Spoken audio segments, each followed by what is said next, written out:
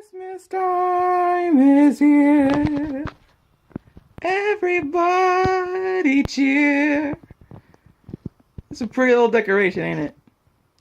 It's pretty. I like it. Madre did a really good job. Yeah. One of the hardest things about doing a number of these blogs in particular is I don't always know what to talk about. And then if I do ever come up on something that I do want to talk about, I have a tendency to either forget as I'm going to record this, or I have to remember really hard when I decide to record this. So it's not my intention, but I do want to get some things off my back when it comes to basically outing yourself to your parent, and then they don't exactly reciprocate the way you want them to. And a lot of this is going to seem like this is very negative towards my mother in a lot of ways and agrees, but I feel as this video goes on, you'll kind of understand the way things go and everything and how I actually do feel about her. And trust me, I love her very, very much. She is one of the top 5 people that are like in my life. Like that's a feat of accomplishment right then and there. I know some people don't even have that kind of thing. I know a lot of people don't have a ranking system for the people that they love. I do. Guess who's number 1? You'll never guess. You'll never guess who's number 1, everybody. I'll give you a hint. It's not William Shatner. It's not. Believe it or not, folks. But suffice to say, the first person that I really decided to come out to, like as a whole, I would say is my mother. And the first time I told her, it did not go well at all. She outright denied it. She said, like, how could you feel these ways about it? And she totally, utterly took it the wrong way. And I was not as equipped to handle the denial as I was able to handle the support. And she tends to be very quote unquote supportive when it comes to these kind of things. And I'll get to that in a bit. But suffice to say, the reaction that I got from her was not something that I expected. So it was very off-putting to me just out the get-go. I was just like, whoa. Now, I would like to continue on with this by saying this was at a current time where transgendered stuff and whatnot was just coming to the forefront, however you say it in particular. And the gay rights movement has just like picked up full momentum here. And I'm guessing what she thought that I was is that she thought that I was gay and that I liked men, which, I mean, in all fairness to her, I mean, that's just, I wasn't dating anybody in particular, and I never really had a super sparkling interest in dating as a whole, but that's entirely because I considered the whole entire thing a bit futile in comparison to what I wanted to happen and whatnot, and I just didn't want flings for the most part, so that's why I never really dated. So I would say about high school, that's the main reason why I didn't do it, and then eventually just kind of turned into I had nobody really come for me or anything like that, so a bit unfortunate, but that's just the case in point. That's the way life goes sometimes, everybody. It just goes like that. But she has a tendency to say how supportive she is about the things that I do and whatnot. And she wasn't to the point where, like, I hate you, I wish you were never born type of situation that a lot of other people face. So I didn't have to face that, thankfully enough. It was more so denial. Are you sure? Why would you want to make your life harder as is? And various other things like that. And I think she's just only seeing it as one side to protect me as a whole. And that's a fair point. That's definitely a fair point. And when it comes to that, because I feel like a lot of her not acceptance towards it is more so for my benefit, quote unquote. Because in all honesty, who would choose to be transgendered in that regard if it meant life would be way harder and whatnot? But I mean, people always choose. They always do, and it's not like a matter of like I choose this because I want to. I choose to live my life this way because it makes me happier. It makes me feel like I'm more out there, and that's who I am. I don't want to live a lie.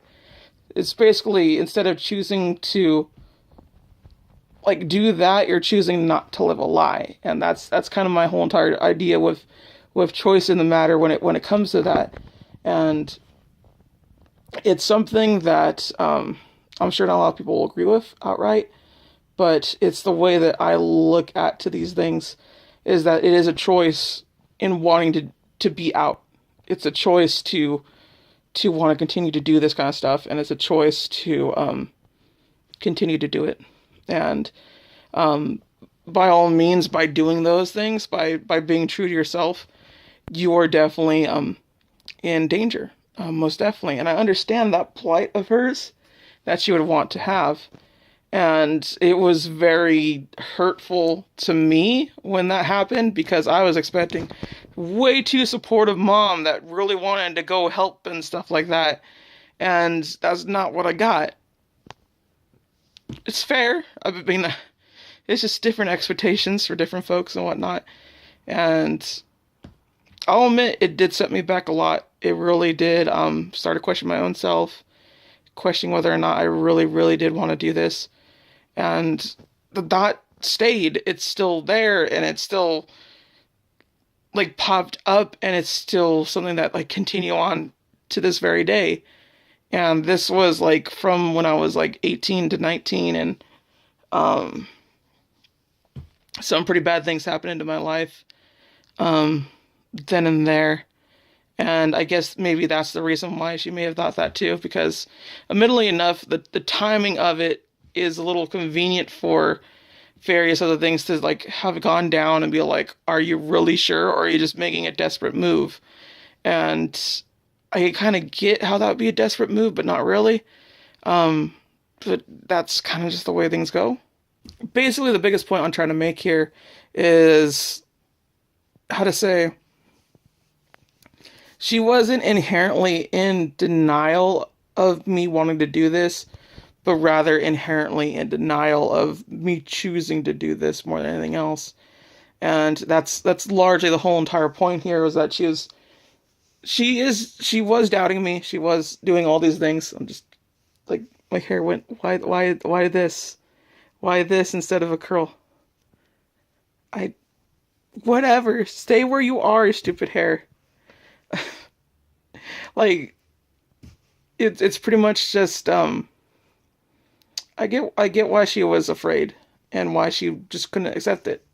And that's fair. I mean, that's largely where I started going to the whole entire philosophy that people don't have to accept me, and they have to accept me being transgender and whatnot. And that's something that I don't want to advocate in particular, because accepting people for who they are and whatnot is too hard to force on people. You can't do that. You can't force people to accept you. And that goes for any given thing. That's legitimately it. Some people can't accept that their own children are Oakland Raiders fans, which they're right to do so. I'm just saying that it's one of those things that just it's really hard for some people to contemplate, like, how could this happen, or how this is that and whatnot. I like how I constantly get this light. It bothers me. Because I want to relax. You know what? Do we have a thing? No, we don't. Just deal with the light. But suffice to say, this set me back a few years in terms of really pursuing it and whatnot. And I'm not saying it's the full thing. It's just more so I didn't really have support in any regard to go like I could do this and I could get to it and whatnot. Not a lot of my friends knew. And then later on in college, I found more friends, and, you know, as they say, birds of a feather flock together, and kind of just happened. It just kind of did. It's weird, right? That you meet up with a bunch of friends and just kind of have a lot of people that are pretty much the same kind of dealio. Where they're like, oh, hey, look at me, I'm asexual, I'm pansexual, I'm bi, I'm a gay, and all this and that. And you meet them up and you're like, oh yeah, they're pretty cool people. And then you're like, oh, I'm also part of this group too. And suddenly they're that. Not saying it always happens. You always have like that one weird straight friend. Or vice versa, I guess. I don't know. I've never really seen the vice versa where it's just the one gay friend. In families, yes. We do have that unconditional rule where you do have to fight to the death your gay family member. Only one is left standing. That's how it works, everybody. That's how I keep the population under control. Nah, it's just...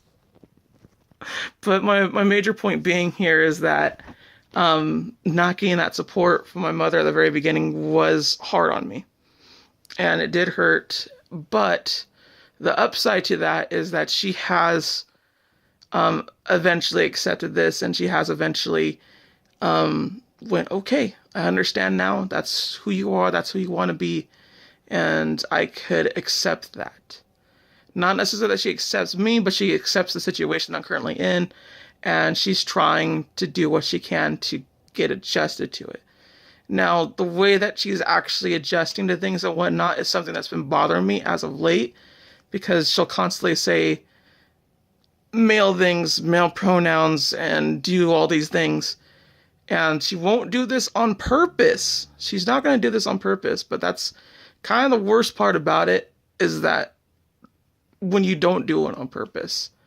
Because with purpose, it has the initial mean reaction. But when it doesn't do it on purpose, it hurts a little bit more, because that's their natural way of saying it. And it's like, so you still don't see me that way. And for a parent, I understand that it takes longer, because you see someone as a certain way for the longest time, and then eventually you have to get used to that. And that's fair. And it's fine, but I do want to vent about this, because frankly, it annoys me whenever any other given person is around and they know me as this male-only entity, and then she starts using those pronouns all willy-nilly, all fine and dandy. And I just, like, I hate it so much. I really, really do. Because there's so many gender-neutral pronouns that you could do and everything, and just, it really stings. It really does. Like, not around company type of situation. And it hurts, and something that I know that she's not initially doing. And if you're viewing this right now, I'm sorry you had to find out this way, but I feel like you also didn't quite understand what you're doing. So that's why I didn't harper on it too much. Of course, this trend continues. I will have to eventually tell this to my mother if she hasn't watched this already. But it is something that is concerning to me, and I'm a bit afraid that it's just going to be a continuing thing. And it's one of those things in particular that's just like, will you ever see me as that? And that's not always the case. It just gives me some doubt in my mind that that will happen or not. And that's fair, and that's fine. It's fine to have these emotions, fine for her to have those emotions and whatnot. I'm in full, how to say, okayness with what she's doing as of right now. I don't like it. I could tolerate it. And I understand that she's trying to do better. And that is by far the thing that I like the most of people to do, is that they try to do better, is that they're working to help themselves be better. And that's the biggest reason why a lot of redemption arcs and whatnot are so good, is because you're trying to make yourself a better person, and you're not always going to do that. That's why BoJack the Horseman is such a good show, because it shows him really trying and then screwing up big time and taking a lot of steps back, but he still keeps trying. And that's what initially makes him a good person, is that he wants to keep trying. And that's something that I could always admire in comparison. And that's something that I only ask for everybody else out there when they have transgender friends, when you have your son or daughter basically tell you that, and you're not sure how to deal with it. But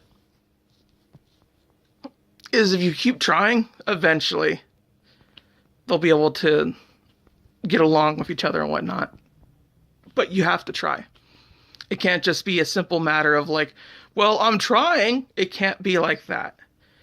This is not a favor at all to the person. This is what they want to be. And you can't really say, like, put your feelings into this. You just can't do that. And it really is all about them. It's the whole entire reason why, even if you're mad at transgender person, if you don't like them, misgendering them is not good, because it's more than just, I'm trying to insult you. It's more than that. It's basically saying like you're nothing, you don't exist for all types of purposes and whatnot. But this is not how I feel when my mother does this kind of stuff and whatnot. This is not how I feel when it comes to her just slipping up, because I understand that's her slipping up. It hurts. I mean, it does. This is gonna hurt. But she's trying, and that's the most important part, and something that I do want to clarify, most definitely, because that's an important thing that she does, is that she tries, and that's the only thing I could rightly ask of her to do. And it's not like she hasn't been supportive in other things. I was have a job for like 3 years. One of those years I was a NEET, and that was pretty much the worst year of my life, I want to say. I'm not sure if I really explained the NEET thing, but maybe I will next time or something if I haven't really. I know I said it in various other, LPs and whatnot, but not here. I don't think directly. But suffice to say, it's just kind of hard, letting go to your family and just not sharing how they're going to react in certain ways or how they're going to treat you and whatnot. And the only thing that I could properly ask a family is that they try. And for the most part, they do. I mean, there's still two people that I have to actually talk to and whatnot and tell them. But frankly, I don't know how, because I don't know how they'll react. And it's a scary moment, because, yeah.